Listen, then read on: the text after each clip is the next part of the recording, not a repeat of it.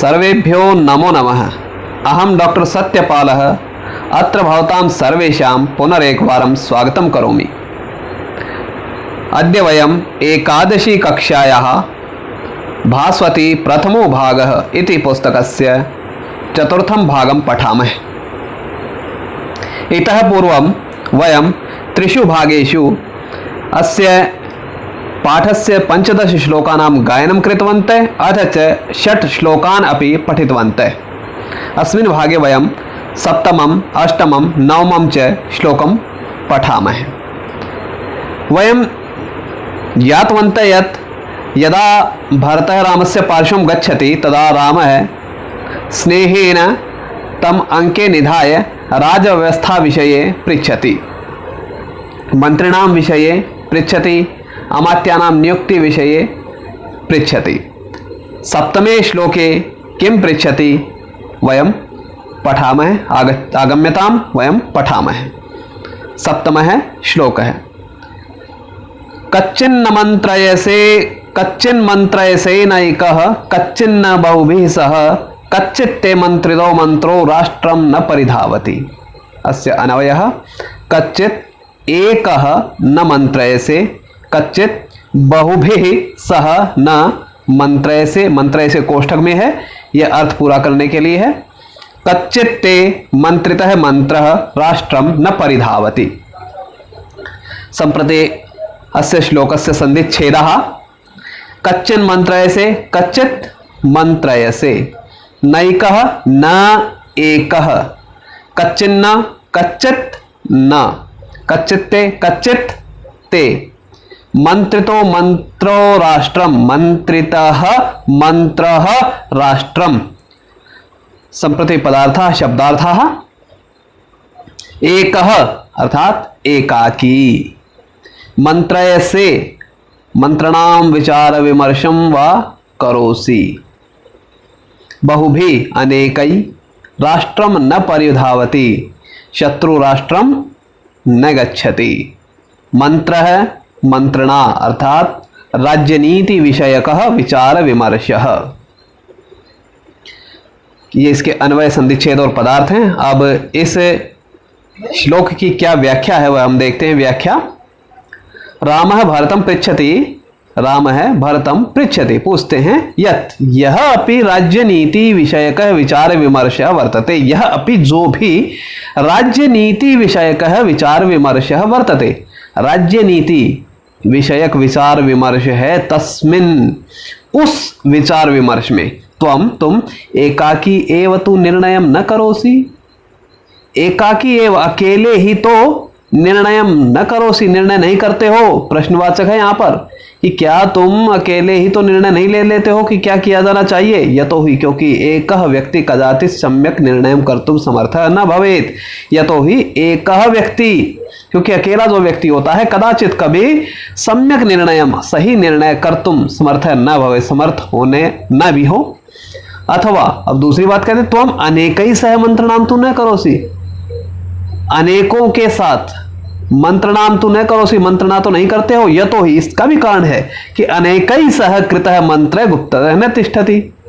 अनेकै सह कृतः मंत्रः गुप्तः न तिष्ठति। अनेकों के सह साथ कृतः मंत्र किया हुआ मंत्रणा गुप्त नहीं रहती है। अथ च कदाचित त्वया कृतः विचारः शत्रुः राष्ट्रं तु न गच्छति। और इसके बाद भी पूछते हैं कि त्वया कृतः विचार, जो तुमने विचार किया है अपने राज्य को चलाने के लिए, राजनीति विषयक जो विचार किया है वो शत्रुः राष्ट्रम, शत्रु के राष्ट्र को तो न गच्छति, नहीं चला जाता है। कहीं ऐसा तो नहीं कि शत्रु राष्ट्र को यह पता लग जाता हो कि तुम क्या विचार कर रहे हो।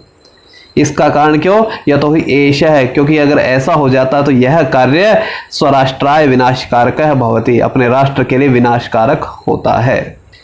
इस प्रकार श्री राम भरत को कहते हैं कि जो भी कार्य करना है, जो भी अपने राज्य नीति विषयक विचार आपको करना है, जो भी निर्णय लेना है, उसमें न तो बहुत अधिकों को शामिल करना है, बहुत अधिक व्यक्तियों को उसमें भागीदार नहीं बनाना है और अकेले भी निर्णय नहीं करना है। कुछ विश्वस्त जो आपके अमात्य हो, कुछ विश्वस्त जो आपके व्यक्ति हैं, जन हैं, उनके साथ बैठकर विचार करना और यह भी ध्यान रखना है कि जो विचार तुमने किया है, जो आपने सोचा है राज्य को चलाने के लिए, वह विचार राज्य से बाहर किसी शत्रु राष्ट्र के पास न चला जाए, क्योंकि यह विनाशकारक हो सकता है।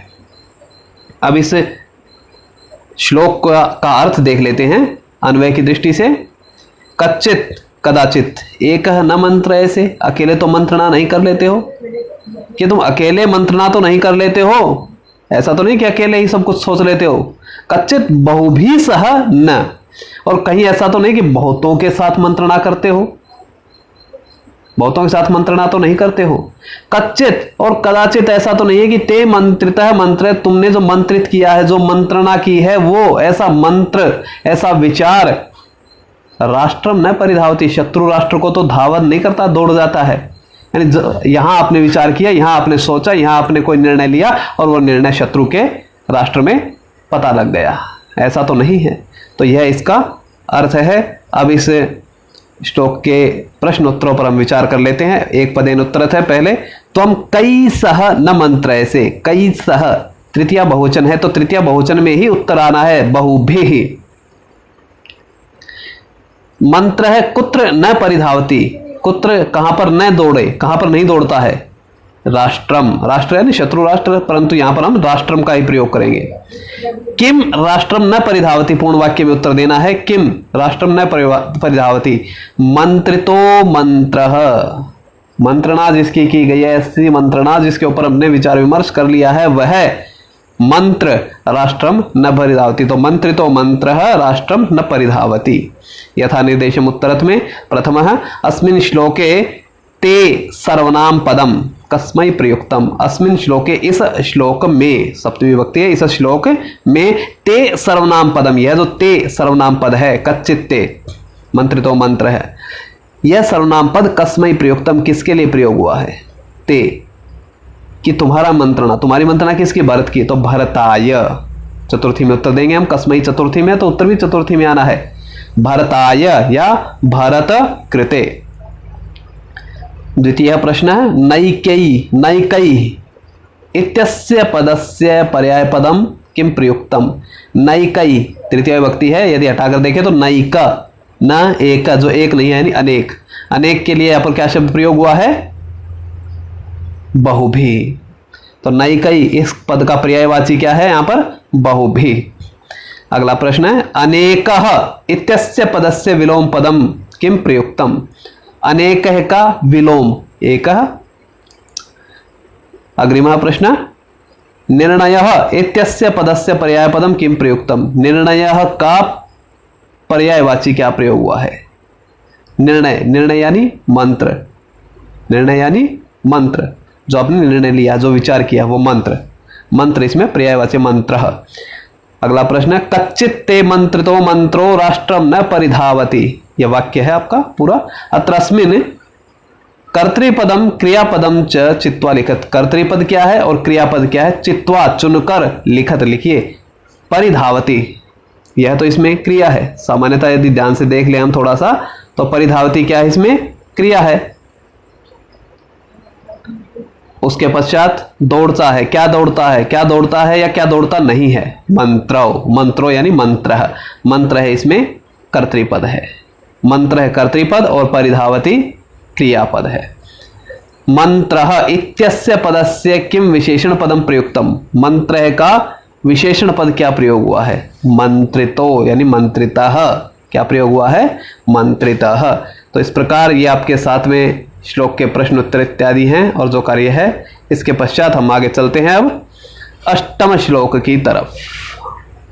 अष्टम है श्लोक है कच्चिदर्थम विनिश्चित्य लघुमूलम महोदयम क्षिप्रमारभसे कर्म न दीर्घयसि राघव। राघव अन्वयः राघव कच्चित लघुमूलम महोदयम अर्थम विनिश्चित्य कर्म क्षिप्रम आरभसे न दीर्घयसि। संधि विच्छेद देखते हैं तो कच्चिदर्थम, कच्चित अर्थम या कच्चित अर्थम, शब्दार्थ अर्थम अर्थात कार्यम या निर्णयम, विनिश्चित्य निश्चयम कृत्वा निश्चय करके, लघु मूलम प्रारंभे यत लघु प्रतीयते, प्रारंभ में जो लघु प्रतीत होता है, प्रारंभ में जो लघु प्रतीत होता है यानी कम प्रतीत होता है। क्या प्रतीत होता है? थोड़ा।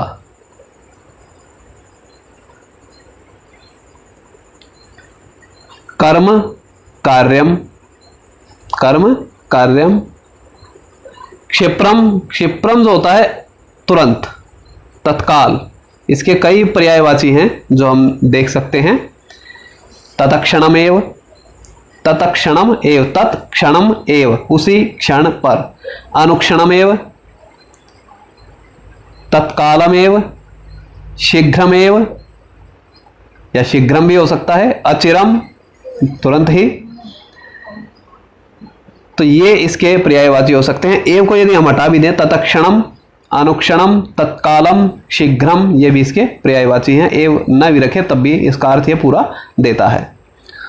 इसके अलावा एक सपदी, यह भी इसका एक पर्यायवाची होता है। महोदयम समृद्धिपूर्णम या उत्कर्षयुक्तम, ये इसके शब्दार्थ हैं।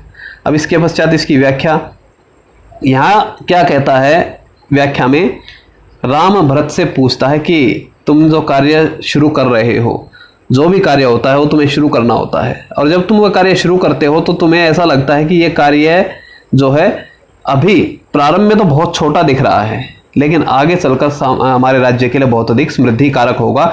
तो उस तरह के कार्य को क्या तुम सभी शुरू कर देते हो या देर तो नहीं करते हो? देर तो नहीं करते हो, यही यहाँ पर है। राम भरतम पृच्छति यत्, राम भरत से पूछते हैं कि यत् कि किम त्वम तत्कार्यम, क्या तुम तत्कार्यम उस कार्य को, कौन से कार्य को आगे बताते हैं, यत् जो प्रारंभे तो लघु दृश्यते, प्रारंभ में तो लघु दिखता है, थोड़ा दिखता है, परम परिणामे, परंतु परिणाम में राज्य कृते, राज्य के लिए, यहाँ चतुर्थी है जो मैं पहले भी आपसे कहता रहा हूं, जहां चतुर्थी व्यक्ति का प्रयोग करना होता है वहां पर कृते शब्द का प्रयोग कर सकते हैं। राज्य कृते, राज्य के लिए, समृद्धि कारकम भवे, समृद्धि कारक हो। भाई शुरू में तो लघु दिखे, थोड़ा सा दिखेगा, ऐसा कोई कार्य नहीं है ज्यादा, लेकिन बाद में परिणाम में उसका बहुत बड़ा हो जाए, परिणाम उसका राज्य के लिए समृद्धि कारक हो। तो सपदी एव, तुरंत ही, जब अनुक्षण ही, शीघ्रम है, शीघ्र ही, प्रारंभम करोसी, प्रारंभ करते हो, अथवा न, अथवा नहीं, ऐसा एतादृक कार्यम शीघ्र में करणीयम, ऐसा कार्य शीघ्र ही कर देना चाहिए। अनियर प्रत्यय का प्रयोग है, चाहिए अर्थ में करणीयम, अत्र विलंब न कर्तव्य, तव्यत प्रत्यय प्रयोग है, चाहिए अर्थ में, अनियर और तव्यत दोनों इसी अर्थ में प्रयोग होते हैं। अत्र यहाँ, यहाँ इस विषय में विलंब न कर्तव्य, विलंब नहीं करना चाहिए। अब इस श्लोक का हम अन्वय की दृष्टि से अर्थ देखते हैं। राघव, हे राघव, राघव भरत के लिए प्रयोग हुआ है। कच्चित, कहीं ऐसा तो नहीं है, कहीं तुम लघु मूलम, लघु यानी थोड़ा, मूलम जड़, जिसकी जड़ थोड़ी दिख रही हो, यानी ऐसा लग रहा हो कि थोड़ा सा काम है। महोदयम, महाउदयम, महाउदयम, जिसका महान उदय हो, बहुत अधिक समृद्धि होती हो, बहुत अधिक आगे अच्छा परिणाम होता हो, ऐसे अर्थम, ऐसे कार्य को विनिश्चित, निश्चित करके, कर्म जो कार्य होता है वो क्षिप्रम आरंभ से, तभी के तभी आरंभ से आरंभ करते हो या नहीं, न दीर्घैसी, देर तो नहीं करते हो, दीर्घैसी में तो दीर्घ लंबे समय तक टालना, दीर्घ तो नहीं करते हो, लंबे समय तक टालते तो नहीं हो, यह इसका अर्थ है। अब इसके प्रश्नों पर हम विचार कर लेते हैं। अष्टम है श्लोक है, प्रश्न एक पदेनुत्तर, त्वम कदा कर्म आरंभ से, तुम कब कर्म आरंभ करते हो, कदा,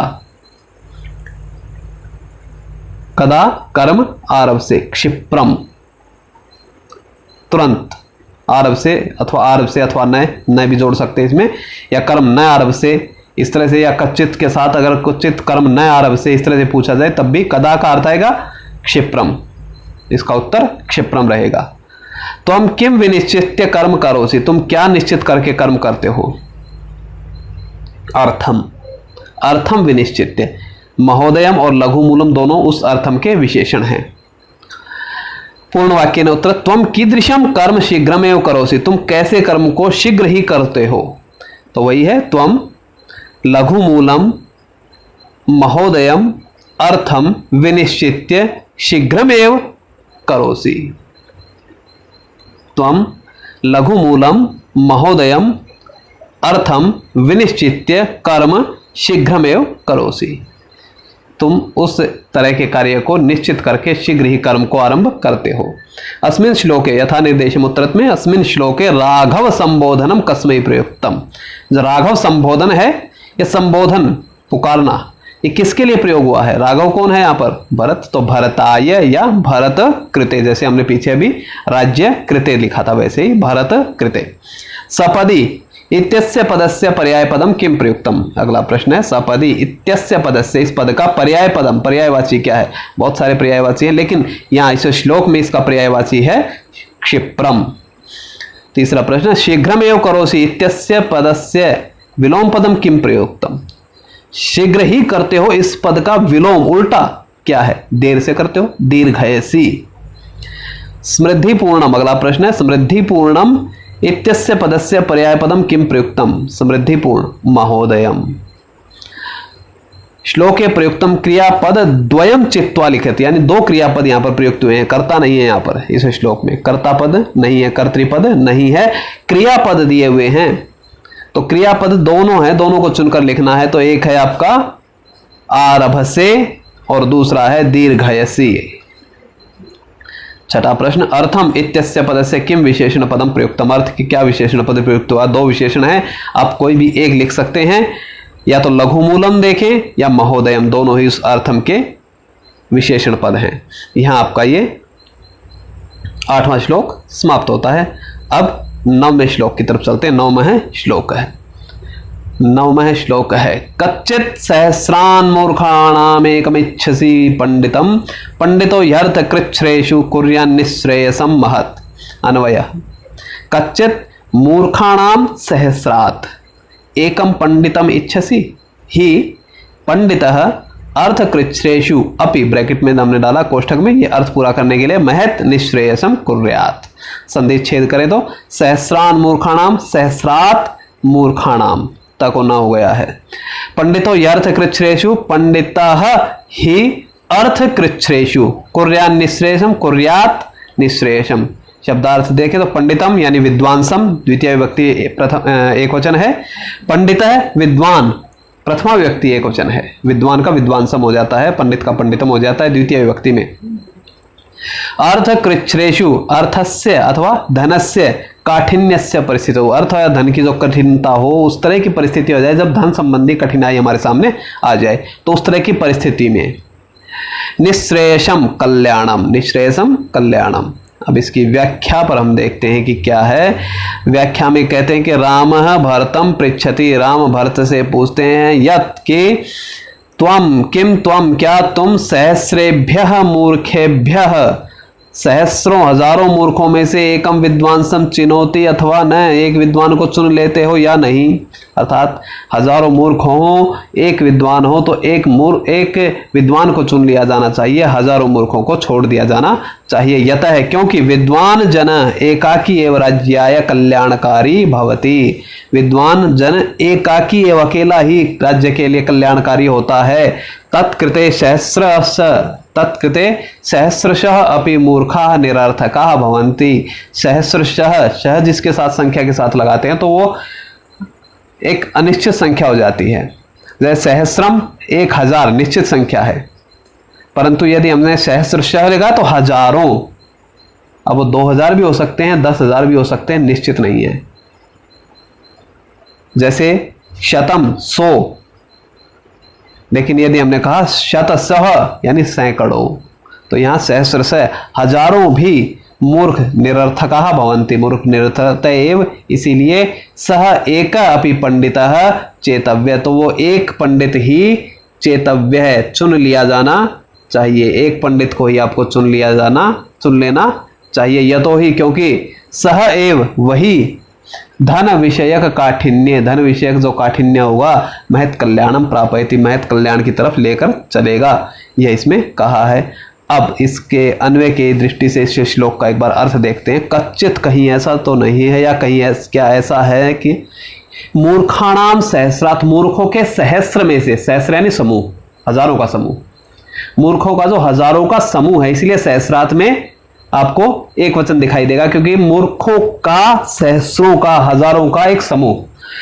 एक समूह, उसमें से पंचमी है, एक पंडितम इच्छसी, एक पंडित को की इच्छा करते हो या नहीं? क्या उसमें से एक पंडित या एक विद्वान को आप ले लेते हो या नहीं? ही, क्योंकि पंडित, जो पंडित होता है, जो विद्वान होता है, अर्थ कृच्छ्रेषु अपि, अर्थ की कठिनाइयों में भी, यानी धन संबंधी जो कठिनाइयां राज्य में आ जाएंगी उसमें भी महत निश्रेयसम कुर्यात, महत निश्रेयसम कुर्यात, महान कल्याण कार्य करता है। इस प्रकार यह इसका अर्थ है। अब इसके प्रश्नों पर विचार कर लेते हैं। एक पदेन उत्तरत, केशाम मध्य एकम पंडितम इच्छसि, किन के मध्य में से एक पंडित लेना है? मूर्खाणाम, मूर्खों के मध्य से। पंडित है केशु महत कल्याणम प्रापयति, पंडित कैसी स्थितियों में महत कल्याण को पहुंचाता है? प्रापयति, प्राप्त करा देता है, पहुंचा देता है। अर्थ कृच्छ्रेषु, धन संबंधी कठिनाइयों में। पूर्ण वाक्येन उत्तरत, पंडित है कदा किम कुर्यात, पूर्ण वाक्य में उत्तर देना है कि पंडित कब क्या करता है। तो नीचे एक पंक्ति, जो दूसरी पंक्ति है श्लोक की, पंडितो अर्थ कृच्छ्रेषु निश्रेयसम महत कुर्यात, यही लिखा जा सकता है यहां पर कि पंडितः अर्थ कृच्छ्रेषु महत निश्रेयसम कुर्यात। यथा निर्देशम उत्तरत में, अस्मिन् श्लोके पंडितः, अस्य क्रियापदम की, पंडितः शब्द है, पद है, इसका क्रियापद क्या है? यानी पंडित यहां पर कर्तृपद है, कर्तृपद है पंडित, पंडित करता है कुर्यात, तो कुर्यात, महत निश्रेयसम कुर्यात, कुर्यात इसमें क्रियापद है। कल्याणम इत्यस्य पदस्य पर्याय पदम किम प्रयुक्तम, कल्याणम का पर्यायवाची क्या है यहां पर? निश्रेयसम। मूर्ख इत्यस्य पदस्य विलोम पदम किम प्रयुक्तम, मूर्ख का विलोम पद क्या प्रयुक्त हुआ है? पंडितः। काठिन्येषु इत्यस्य पदस्य पर्याय पदम किम प्रयुक्तम, पर्यायवाची, पद का पर्यायवाची किसका? काठिन्येषु, कृच्छ्रेषु। श्लोके प्रयुक्तम क्रियापद द्वयम चित्वा, लिखे, दो क्रियापद हैं जो इनको आपको चुनकर लिखना है। एक तो कुर्यात पहले हो ही गया, एक इच्छसी था ऊपर। निश्रेयसम इत्यस्य पदस्य किम विशेषण पदम प्रयुक्तम, निश्रेयसम का विशेषण क्या दिया है? महत, बहुत अधिक, क्या दिया है? महत। तो इस प्रकार यह आपका 7वां, 8वां और 9वां श्लोक था। इस भाग में हमने इन 3 श्लोकों को पढ़ा है। इसके पश्चात अगले भाग में हम पढ़ेंगे 10वां, 11वां और 12वां श्लोक, और फिर अंतिम भाग में 13, 14, 15 श्लोक हम पढ़ेंगे। तब तक के लिए विराम। धन्यवाद। जयतु संस्कृतम, जयतु भारतम।